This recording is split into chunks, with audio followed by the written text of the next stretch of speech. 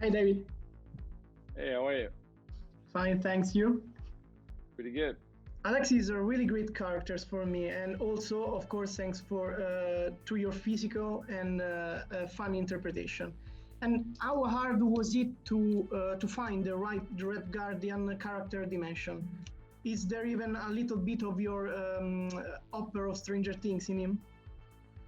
Yeah, there's a little bit of it. Yeah. I mean, I think they are very different though, too. That's sort of what I liked about it because, you do have this father quality to both of them. And I start to think to myself, like, oh no, am I going to be typecast? Am I just going to be the father of everything? And, so I try to make these characters as different and the way they approach even fatherhood or things like that as different as possible.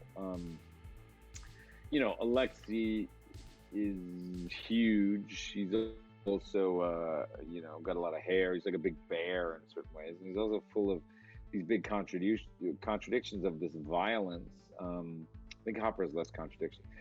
He's got this violence, this tattoos, and this like craziness of breaking people's arms in prison, and then at the same time, he's like wants to think people, think he's brilliant advice to young, or like he's funny, where he wants people to laugh at his jokes. And I think that those contradictions, that dichotomy, is what's really I tried to highlight about him as much as possible. And also, I think he's on a very clear path to redemption. He only has a certain shot at it.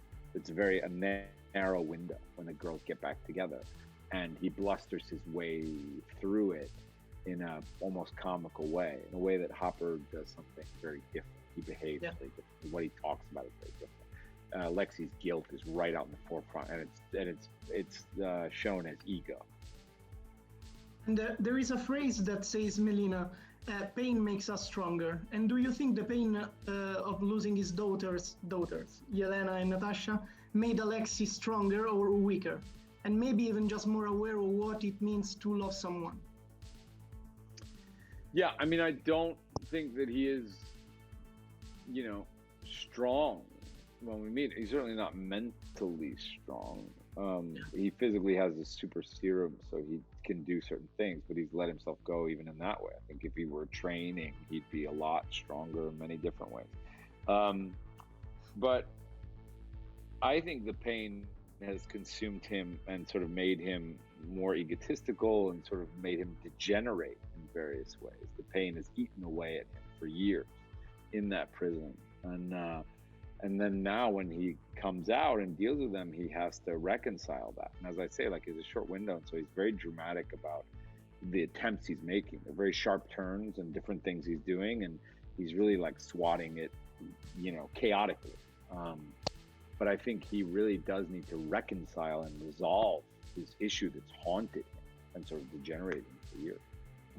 And I found the relationship between Alexei, Yelena, Natasha, and Milena really, really exciting and deep and profound. You have been surrounded by incredible women like Scarlett Johansson, Rachel Weisz, and Florence Pugh. And what was it like working with them in this first MCU experience for you? It's amazing. I mean, I couldn't have chosen a better group of people to work with. They're brilliant. They all either have Oscars or Oscar nominations. So, we already know they're brilliant actresses, but they're also really funny, sweet. I think they really understood me in a certain way that I don't often get. They were generous in that way. That isn't always the case with big movie stars.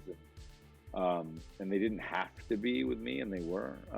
But I also think they were really interested in making the work rich on even something, that you could say like, oh, it's a Marvel movie, it's going to be action. You don't have to worry about the acting as much. And it's like we were very, once we got in there, they really wanted to make the work personal, and they really wanted to, create the drama between us and the heart and the comedy and all of it.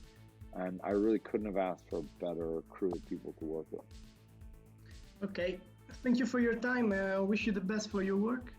Bye. Thanks, Luca. Bye, David. Bye. Hi, O-T. How's it going, Luca? Okay, Rick Mason is your first major role in a successful franchise. And how was this experience in the MCU? What was it like working with Scarlett Johansson, Florence Pugh, and David Harbour?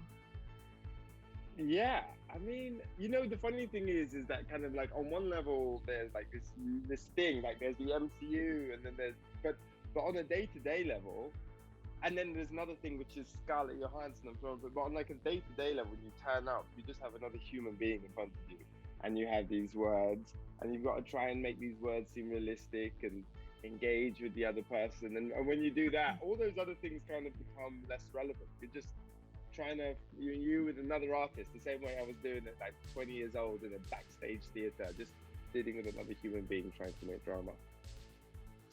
And Rick is a character that gives to Natasha an important help, but it is not he's not a man of action. And would you have liked to participate in any action scenes in Black Widow? A few fist fights, car chase, stuff like that. Well, I mean, first of all, I would just say that he is a man of action. We just didn't see any of it in this particular movie. And secondly, I think violence only when absolutely necessary. And even then, think about it, is it really necessary? Okay, and I know maybe they could shot you for this, but I want to ask you anyway. Will you go back to some other MCU project in the future? Would you like me to? Are you supportive of this venture? Yeah. Yeah, I'm in. Let's do it, Luca. Like in OK with Florence Pugh and. Yeah, listen. I think it sounds like a great idea, so I'm all about. And okay, thank you for your time, and wish you the best for your work. And thanks, Luca. Bye. Lovely chatting with you.